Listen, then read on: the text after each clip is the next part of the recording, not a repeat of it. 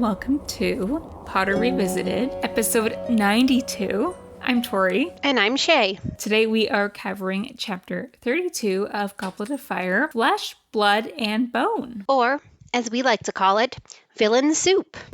This is it's a right proper chapter in which they make a delicious Voldemort soup. Yep. Which is basically a slimy soup made with a bone broth. Yum. But we left off with the end of the third task where Harry and Cedric debated about who deserved to win more, and they decided to take the cup together, and that transported them into this graveyard.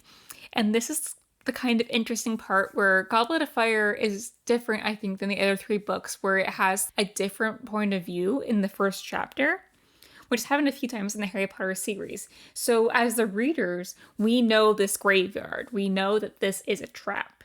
But Harry and Cedric at this point do not know, and they think this is a part of the tournament. How do we know it's a trap? Put so many reminders about the graveyard and Tom Riddle and this area that I feel like most readers will know that Harry and Cedric come into this graveyard. They describe the graveyard and the house in the distance in the town, and they're just like... Okay, the house in the distance is familiar to me. I feel like we haven't gotten a lot of graveyard descriptions yet in the book. So, like, until they mention the house in the distance, you're not really sure if this is an entirely new location as a reader. The first description, you're just kind of like, okay, this seems familiar. This is what Voldemort wants. This is a trap. And Harry and Cedric just think this is part of the tournament. They're just like, okay, we'll get our wands out. We'll prepare for this. It's fine. But it's not fine. Yeah, I don't know. Like, I feel like the first time I read it, I knew something was wrong, obviously, because it didn't feel like part of the tournament. But I definitely wasn't confident about what was happening. Like, I didn't know a lot of those details. I was definitely a little bit taken aback, like Harry and Cedric. Like, okay, how bad is the situation? What is the situation? How did we get here? The big part of this chapter is the fact that Cedric just dies. He just dies. Yeah, it's literally, he was dead. Yeah. It's so quick and it's so definite. Yeah, it's so quick and absolute. Like, there's no question. There's no lingering moments. He's just, like, dead. It's very stark. And it happens so quickly in, like, the first few pages of the chapter. It's just, like, Cedric's there, then he's gone. And I remember very clearly reading this for the first time. I was up later than I was supposed to be. I was reading this book. I ended up finishing it that night. And I remember getting to this chapter, and I had to reread the paragraphs a few times because Cedric just dies. And I'm just like, wait, did I miss something? And I'm just like reading these lines over and over again as like a 10 or 11-year-old, being like, what do you mean Cedric is dead?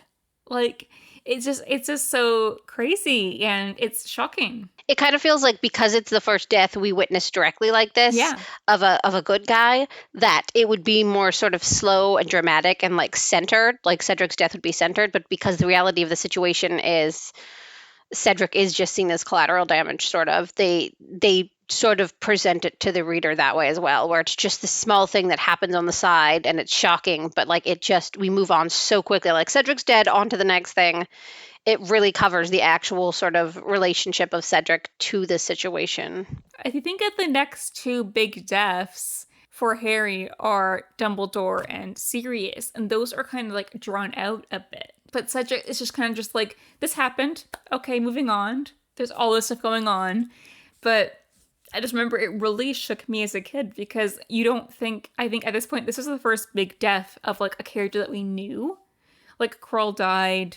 Nobody cared. He was a bad guy. It's the first good guy that dies actively. We're not remembering it having happened in the past. And you're not expecting it either. It lulls you into a false sense of security. And then it's just in a few lines, it's just like, okay, Cedric's dead. Moving on. Yeah. Yeah, I remember it really threw me off. And poor Harry is just in shock right now, where he like subconsciously knows Cedric is dead. But like, he doesn't want to confirm that, obviously. So opening up with the chapter is mostly just like Harry and Cedric in a graveyard. They see a person. Obviously, it's Wormtail carrying baby Voldemort. Baby Voldemort. Voldemort says, killed the spare. And Wormtail, I guess using Voldemort's wand, kills Cedric. And then Harry is tied up and awaiting his fate, basically. And Harry's in shock. It's really his first time seeing death. And we think about like when next the next year where he sees the Thestrals, this is what kind of like leads into him, because obviously he saw his parents die, but he was too young to really comprehend what that meant. But now... Yeah. I don't so much think it's the act of seeing someone die with your eyes that makes you able to see Thestrals. It's the act of interpreting someone's death after having seen it. And when you're the age Harry was, you don't know what you're seeing at all. It's a flashing light. So I think that it sort of says a little bit about that type of magic in itself, that like it's not seeing it, it's seeing it and understanding it. But it's the first time Harry understood death while watching it happen.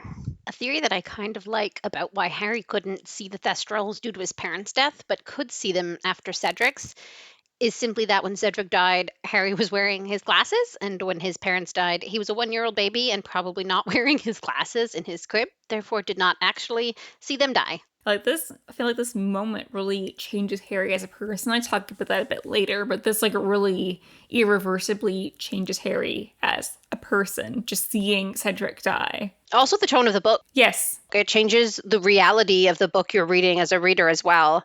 It lets you know that it's no longer just a kid's book where all the good guys get out okay. There's going to be casualties, and they're letting you know it's become darker, it's become a bit more adult, it's become more serious, and the consequences aren't Harry's going to wake up in the hospital bed and everyone's going to be telling jokes around him. The consequences are now life and death for people, and you don't know if that's something the series is going to do until this moment where it finally happens for the first time. Yeah, I feel like for readers, especially reading this as it was coming out as a child, this is really shocking to readers because each book before this, Harry conquers the evil, he saves everyone, and this is the point where Cedric, we've talked about chapter after chapter, but Cedric is just a good guy, and he is collateral damage, and it's just really unexpected and shocking because as a child you're not really prepared to deal with the fallouts of evil and everything that's happening and like the consequences of just like being a bystander, which is what Cedric is. He was there, he wasn't supposed to be there, so he died because of that. And it really just sets up the kind of like the much more mature tone the book is going for, and the pacing of what is to come, and preparing Harry, but also preparing us for what is to come in the next few books. So Voldemort comes back. Obviously, he goes into this soup. Yeah, exactly. Soup's done. And he comes back, and the description of kind of like what he looks like is a lot more disturbing than I think what the movies portrayed. And obviously, I think they were trying to make him look like disturbing, snake-like, and evil. They got like the main points, I think, of what Voldemort kind of was described as in the book. But I feel like in the book, it's a lot more disturbing and kind of gross. I'm thinking more of like not what Voldemort looks like as a person, but what Voldemort looks like as baby Voldemort. Okay, baby Voldemort. Sorry, carry on. It's described as kind of like more like a dragon, kind of, where he's very snake-like, kind of gross-looking, feeble, kind of limbs coming out, just kind of gross, to be honest. And the movies make it look kind of gross from what I remember, but it's just like they could have done this, I think, a bit more, but because they want that PG-13 rating, they pull it back a bit. One of the key ingredients in the recipe of Voldemort soup is, of course, the bone of the father, so Voldemort's dad's bones, the blood of the enemy, so Harry's blood, and also the flesh of the servant, which Wormtail provides by cutting off his own hand with one quick swipe of a dagger. So my question is, what kind of fancy ass dagger is he using that in one cut he can cut through the flesh, the muscle, and the bone? I'm like, I need to know where he got that and what's up with that, because that was quick. Could have used a wand. No, he used a knife. A magic dagger? It's interesting that Wormtail has to give his flesh, but like, did it need to be a hand? Or was it something Voldemort insisted on? Because I feel like the hand comes back a lot with Wormtail. Yeah. And I feel like Voldemort wants to punish Wormtail. Yeah. He does not treat him well. Nobody ever treated Wormtail well. Like, Wormtail doesn't really deserve it, knowing what he's done. Yeah, but he also didn't get treated well before he'd done anything to deserve being mistreated. Yeah, but like, in the grand scheme of things, the only reason Voldemort's kind of like, has this plan or is existing is because of Wormtail. Yeah. and he's still like, Wormtail, you need to be punished. Yeah. You don't need a hand anymore. I wonder if it was his dominant hand or his less dominant hand. At least I hope it's his less dominant hand, because he cut it off himself, and you got to think he wouldn't do that. But it's true, it could have been any piece of flesh, but like, I feel like cutting off your hand is quicker than like peeling off a large slab of arm, you know? I don't know. He could have just gotten rid of another finger. They didn't say how much flesh was needed. He overcompensated, you know? It's very vague, this kind of like recipe for evil. I have so many questions about this Voldemort soup. Like, what is this spell? Does it work on anybody who has their father's bones, an enemy, and a servant? Like, or does it only work specifically in the case of Voldemort because he has the Horcruxes? Like, could anyone who's almost dead do this to just like grow themselves a new body? Is that a valid option for other people? I feel like it's a very dark arts thing. Look, I don't know how much of a standalone magic thing it is, or how much of a only works if you have Horcruxes out there type of magic it is, you know? It feels very dark arts-y because he needs like servants, but he also needs his enemy. Yeah, and a blood magic in general is always considered to be like dark, evil, like illegal type magics that people frown upon in all the literary senses of it. It's like, you know, it's evil, but like, can anyone willing to do that amount of evil do this spell? Or is it just part of his multi-step plan that also involved making sure he had soul bits around to recuperate and shove in the soup? You know, it's complicated. And it's interesting, they do a lot of describing Voldemort sort of in this childlike baby state, as you say. Yes. Baby Voldemort. And they talk about his voice being high. And I think that's weird, because when I picture a high voice, it sort of sounds like squeaky and silly. And that's never what I would choose when I'm trying to think of like foreboding, sinister villain. Especially like if you think of the actor who plays Voldemort, Ralph Fiennes, for example, he doesn't exactly have a high-pitched voice either. Like it's just such a weird way to go about it. Like I wonder if the author decided to define it as high so you could imagine how like weak and like frail Voldemort was in these moments. The thing is, like, Voldemort's always described a high voice, but I always imagine it as, like, a cold voice. Yeah, I don't picture it as high. It gets too cheesy if I picture it as or goofy when I try and imagine his voice being high. It's just Rafe, but, like, you pitch up his voice to make it, like, a few octaves higher. Yeah, I guess. But the chapter kind of ends with, like, this sentence where it's, like, Lord Voldemort has risen again. And that's just, like, what a line to end on. That is, like, the build-up of this the last, like, 4.5 or, I guess, 3.5 books. Yeah. And this really is the turning point of the series. Yeah, it's Voldemort tries to come back to life, kind of fails. Voldemort tries to come back to life, kind of fails.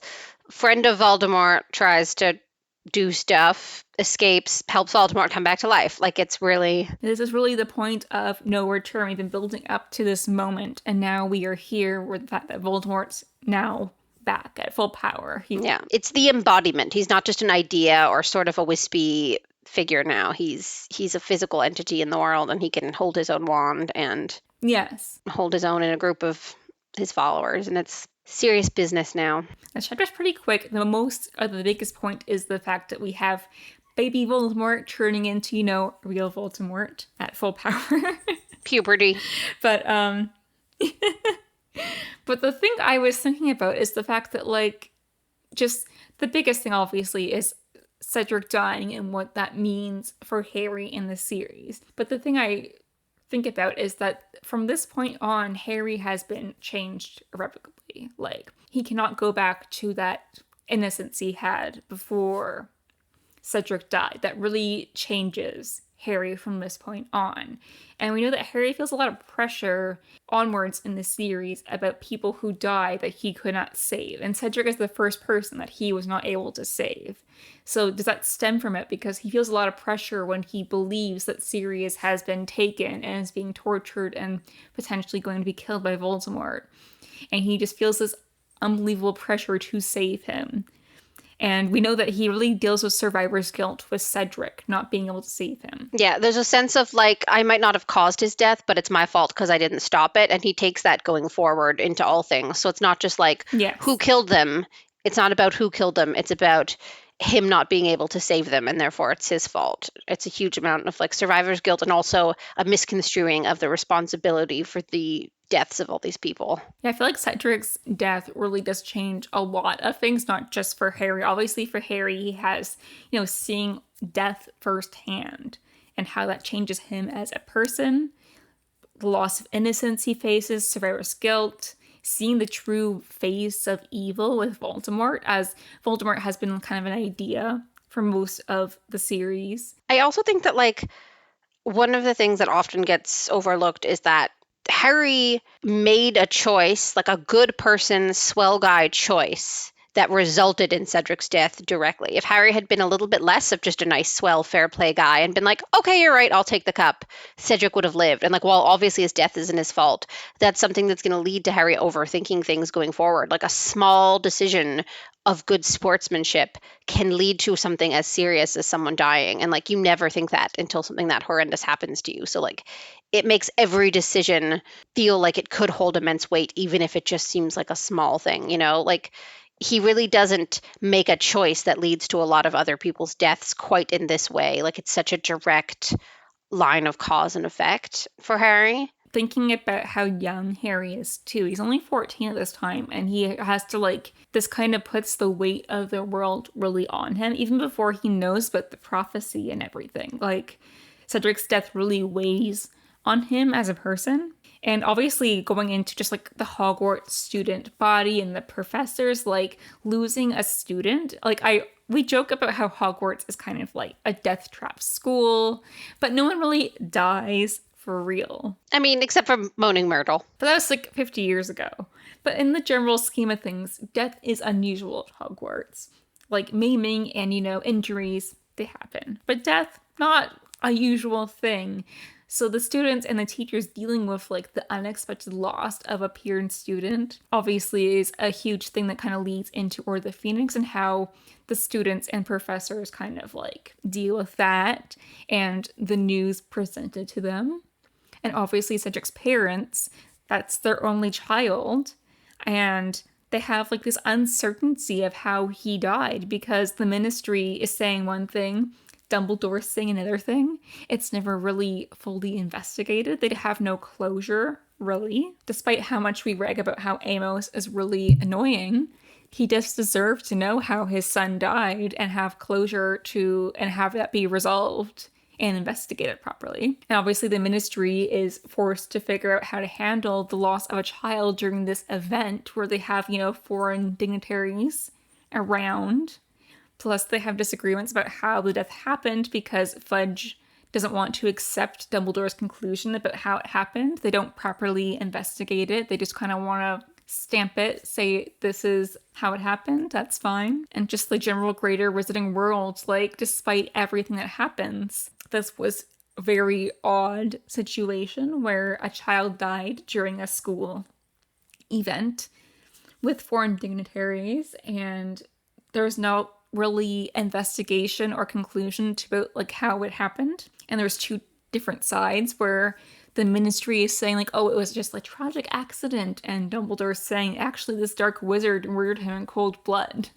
So two very different things, and it leads to a lot of disconnect, which I think leads us into Order of the Phoenix, where we're kind of going against the government and where the government is not really your friend. I think it's Harry's first understanding of like politics a little bit. Yeah. And the first understanding that like sometimes just because something is true doesn't mean it's what people want to be saying. Sometimes people would prefer to go with a convenient lie than the truth, even people that are supposed to be the good guys, And that's definitely a new thing for a 14-year-old like Harry to understand, that like despite everyone who was there when it happened saying one thing happened, sometimes people aren't ready to deal with the truth. Sometimes the lie is easier.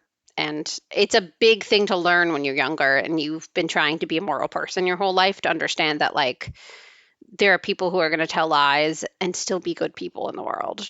There are people who are going to be in denial. There are people who are going to skew things for good and or selfish reasons. But it's a lot to learn when you're still seeing a lot of things in black and white from a moral perspective. Yeah, I do feel like we see Harry when Fudge refuses to accept what happens. Harry is kind of flabbergasted about it because I feel like at 14, you still have an inherent belief that like the good people, the government will do good things. And to be let down that way is inconceivable at that point. And Harry's just been let down at so much in this book that it kind of makes sense why he's so kind of jaded and angry in Order of the Phoenix, because he's really been let down on so many levels. Yep. Everyone sort of dropped the ball. Yes. There's no sense of like stability for him in the wizarding world because there's nothing that he can rely on as a constant except like Dumbledore, I guess, and we all know how that goes. Dumbledore has his own agenda. He has his own agenda, and it does not include Taco Tuesdays, so I want no part. But that's the end of this chapter. So do you have any remarks or anything you want to talk about before we wrap up? No, it was a really short chapter. It's mostly just, again, Voldemort, makes himself up into a soup and then hops out and is like, ta-da, jazz hands, still here. And Cedric's dead. Also Cedric's dead. Cedric's dead and Voldemort's back, and that's like the entirety of the chapter. The soup was fun. I like the giant cauldron vibe. I'm like, that's cute and witchy. Sometimes I feel like the Harry Potter franchise forgets about witchy tropes, and it's nice when they lean back and they're like, by the way, witch's hat, or by the way, giant cauldron. And I'm like, yeah, okay, good. I just want to say, rest in peace, Cedric. I respect you as a person. R.I.P. You were a good guy. You fought a hard game. You were a fair sport, and you deserved so much better than the father you had. You deserved better in general, but you didn't deserve what the cursed play did to you. You poor boy. That's character assassination. Thank you for listening to this episode of Potter Revisited, and we'll be back next time to talk about Chapter 33, The Death Eaters. You can listen to this podcast on Spotify or Apple Podcasts, and you can reach out to us on social media at Potter Revisited, and you can email us at potterrevisitedpodcast@gmail.com. Thank you. Bye.